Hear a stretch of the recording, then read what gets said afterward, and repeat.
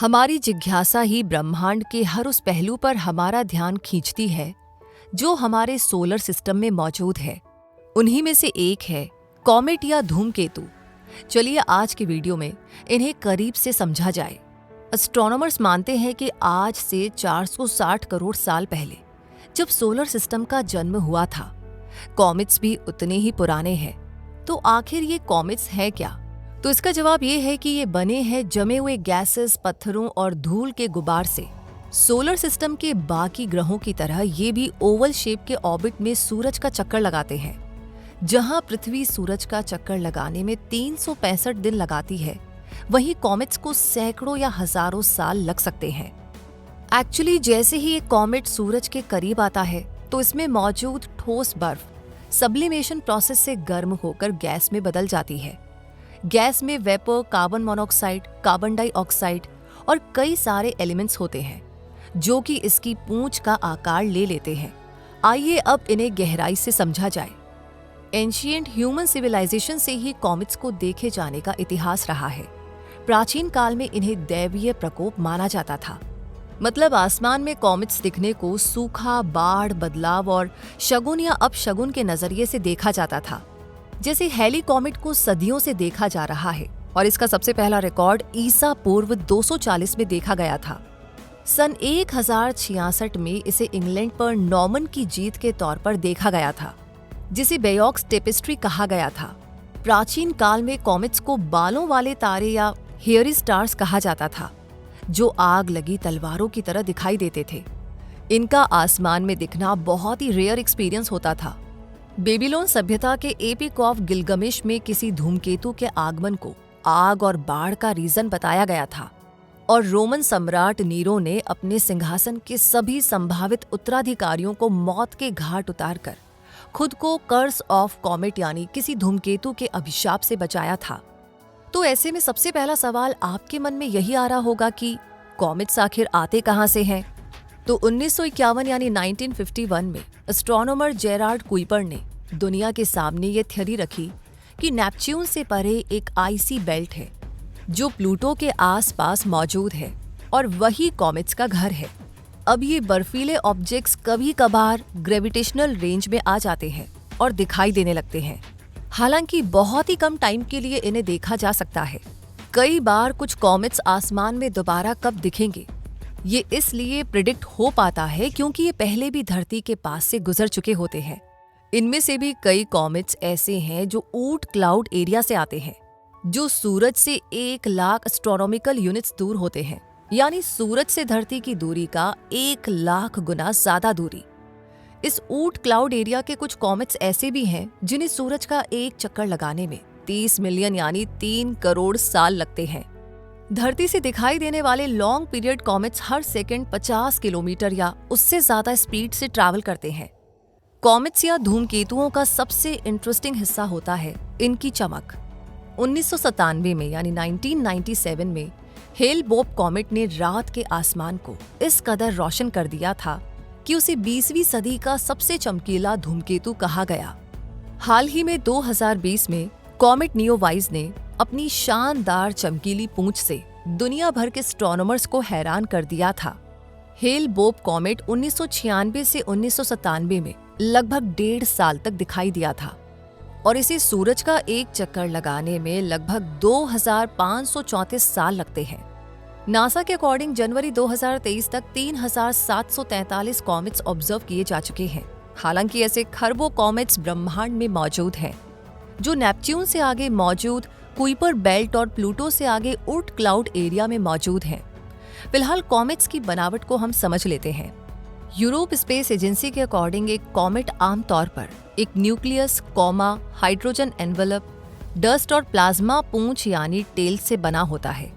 इन्हीं को एनालाइज करके कॉमेट्स की साइज और लोकेशन का पता लगाया जाता है। न्यूक्लियस की बात करें तो एक धूमकेतु का न्यूक्लियस जमे हुए मॉलिक्यूल्स जैसे पानी, carbon monoxide, carbon dioxide, methane, ammonia और धूल से बना होता है। न्यूक्लियस का साइज लगभग 10 किलोमीटर लंबा हो सकता है। कोमा तब बनता है जब एक कॉमेट सूरज के पास पहुंचने लगता है तो न्यूक्लियस की सतह पर मौजूद बर्फ सब्लिमेशन प्रोसेस से गैस में तब्दील होने लगती है और इस कोमा का साइज न्यूक्लियस के मुकाबले 1000 गुना तक बड़ा होता है।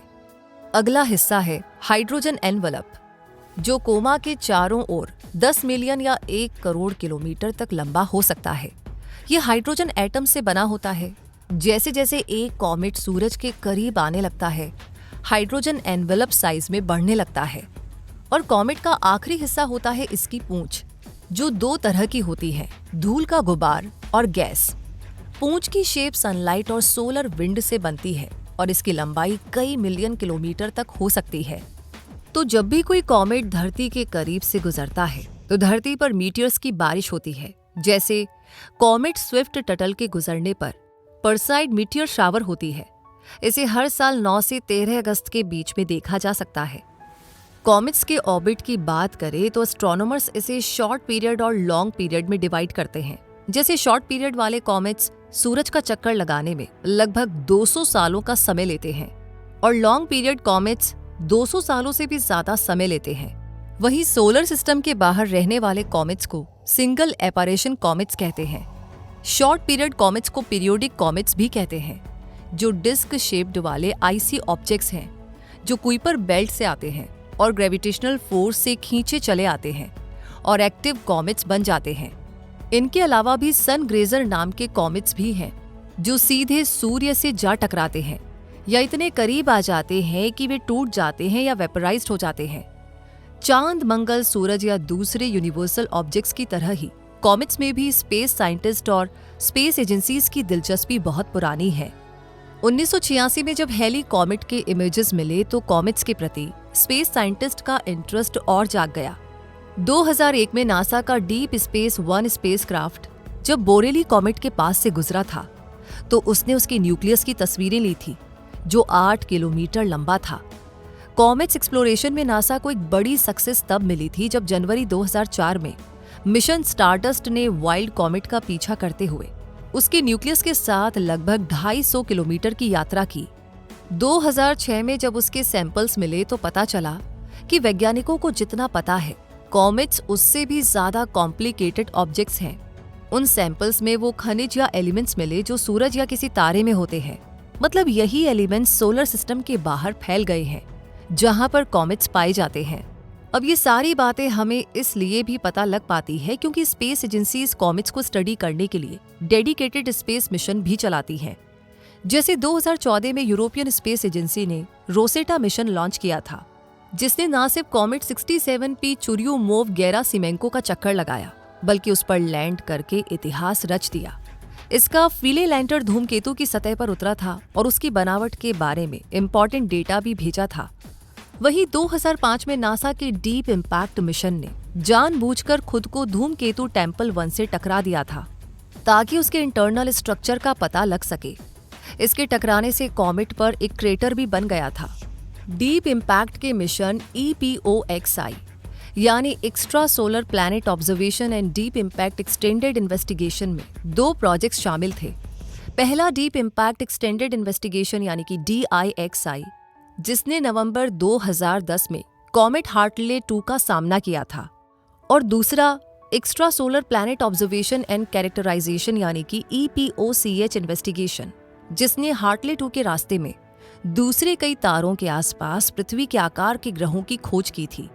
नासा 2011 में कॉमेट टेम्पल 1 पर वापस लौटा था, जब stardust new exploration of temple 1 यानी कि NEXT नेक्स्ट मिशन ने डीप इम्पैक्ट के 2005 वाली टक्कर के बाद से टेम्पल 1 के न्यूक्लियस में कुछ चेंजेस देखे थे। तो आखिर कॉमेट्स का नाम कैसे रखा जाता है? तो ये एक कॉम्प्लिकेटेड प्रोसेस होता है। आमतौर पर जिसने कॉमेट्स को खोजा उन्हीं के नाम पर उस कॉमेट का नाम रख दिया जाता है। वो इंसान या अंतरिक्ष यान कोई भी हो सकता है। जैसे कॉमेट शूमेकर लेवी 9, ये नाम इसलिए रखा गया क्योंकि ये यूजीन और कैरोलिन शूमेकर और डेविड लेवी द्वारा खोजा गया 9वां शॉर्ट पीरियड धूमकेतु था। हालांकि इंसानों के मुकाबले अंतरिक्ष यान धूमकेतुओं को खोजने में ज्यादा कामयाबी पाते हैं, इसलिए कई धूमकेतुओं के नाम में लीनियर, सोहो या वाइस भी होता है, जो स्पेस मिशन थे। हाँ, लेकिन यहाँ पर एक कंफ्यूजन दूर करना भी जरूरी है, और वो है एस्टेरॉइड्स, कॉमेट्स और मीटियर्स के बीच का डिफरेंस। एस्टेरॉइड्स छोटे और पथरीले ऑब्जेक्ट्स होते हैं जो टेलीस्कोप से देखे जा सकते हैं, और ये पॉइंट ऑफ लाइट की तरह दिखाई देते हैं। ज्यादातर एस्टेरॉइड्स मंगल और बृहस्पति के बीच मौजूद एस्टेरॉइड बेल्ट में मिलते हैं। कुछ एस्टेरॉइड्स गोल होते हैं, कुछ लंबे होते हैं और कुछ के पास उनके उपग्रह भी होते हैं। एस्टेरॉइड्स की तरह एक कॉमेट भी सूरज का चक्कर काटता है, लेकिन एस्टेरॉइड्स के उलट ये बर्फ और धूल से बना होता है। इसलिए जब टेलीस्कोप से देखा जाता है तो धूमकेतु धुंधला दिखाई देता है या उसकी पूंछ दिखाई देती है। वहीं एक उल्कापिंड या मिटियोर किसी एस्टेरॉइड या कॉमेट का एक छोटा या बड़ा टुकड़ा होता है। तो जब कोई उल्कापिंड धरती के करीब आता है और वायुमंडल में आ जाता है तो उसे उल्का कहा जाता है। वायुमंडल से रगड़ खाते हुए इसमें आग लग जाती है, जिसे शूटिंग स्टार कहते हैं। इसलिए अगर आपने शूटिंग स्टार देखा है तो आपने शायद उल्का देखा होगा, किसी कॉमेट को नहीं। तो एस्टेरॉइड्स की बनावट चट्टानी होती है, कॉमेट बर्फीले होते हैं और उल्काएं बहुत छोटी होती हैं। तो क्या कॉमेट्स को खुली आंखों से देखा जा सकता है? हाँ, कई धूमकेतुओं को खुली आंखों से भी देखा जा सकता है। उन्हीं में से एक है हैली कॉमेट, जिसे बिना टेलीस्कोप के खुली आंखों से भी देख सकते हैं। लेकिन ज्यादातर धूमकेतु बहुत ही छोटे या बहुत धुंधले होते हैं, जिन्हें देखने के लिए आपके पास टेलीस्कोप होना ही चाहिए। टेलीस्कोप के जरिए सन 1680 में किसी कॉमेट को पहली बार देखा गया था और जर्मन एस्ट्रोनॉमर गॉटफ्रीड किर्च ने ये उपलब्धि हासिल की थी। धरती से देखे जा सकने वाले कॉमेट्स में हैली कॉमेट सबसे फेमस है, जो 8 किलोमीटर चौड़ा और 16 किलोमीटर लंबा था। ये हर 75 या 76 सालों बाद दिखाई देता है और आखिरी बार ये फरवरी 1986 में गुजरा था। दोबारा 2061 में दिखाई देगा। वहीं 1994 यानी 1994 कॉमेट शूमेकर लेवी 9 बृहस्पति से बहुत ही शानदार तरीके से टकराया था। बृहस्पति के जबरदस्त ग्रेविटेशनल फोर्स ने उसे कम से कम 21 बार अलग अलग हिस्सों में डिवाइड किया था। सबसे बड़ी टक्कर ने आग का एक गोला बनाया था, जो 3000 किलोमीटर ऊपर उठा और इससे धरती के आकार का एक गड्ढा बन गया था। और इस ब्लास्ट की पावर 6000 गीगा टन TNT के बराबर थी। तो अब तक की टॉप 5 कॉमेट्स में हैली और शूमेकर लेवी 9 के बाद कॉमेट हायाकुटेक का नाम आता है, जो 1996 में धरती से सिर्फ 15 मिलियन किलोमीटर दूर से गुजरा था। इसकी पूंछ कम से कम 570 मिलियन किलोमीटर लंबी थी, जो अब तक की देखी गई सबसे लंबी पूंछ है। इनके अलावा comet NK, comet wild 2, comet Borrelly, Hale Bopp और चुर्युमोव-गैरसिमेंको जैसे नाम शामिल हैं। अगर हम लकी रहे तो 2061 में हैली कॉमेट को देख पाएंगे, नहीं तो हमारी अगली पीढ़ी ये नज़ारा जरूर देखेगी। वीडियो को कंक्लूड करें तो कॉमेट्स सिर्फ आसमान में भटकने वाले बर्फीले ऑब्जेक्ट्स नहीं हैं, वो हमारे अतीत के मैसेंजर भी हैं, जिनमें हमारे सोलर सिस्टम की क्रिएशन की झलक दिखाई देती है। और ये एस्ट्रोनॉमिकल माइलस्टोन की तरह ब्रह्मांड को समझने की हमारी कोशिश में नए चैप्टर्स जोड़ते रहेंगे। तो इसी के साथ ये वीडियो यहीं पर कंप्लीट होता है। इस बारे में आप क्या कहना चाहते हैं? लाइक ऑलरेडी कर दिया है तो कमेंट सेक्शन में अपना प्यार और सपोर्ट हमें ज़रूर शेयर करें। साथ ही साथ ये ज़रूर बताइएगा कि यूनिवर्स के किसी दूसरे ऑब्जेक्ट या सब्जेक्ट पर आप किस बारे में जानना चाहते हैं, कौन सा वीडियो देखना चाहते हैं, ताकि हमारी टीम उस पर काम शुरू करे।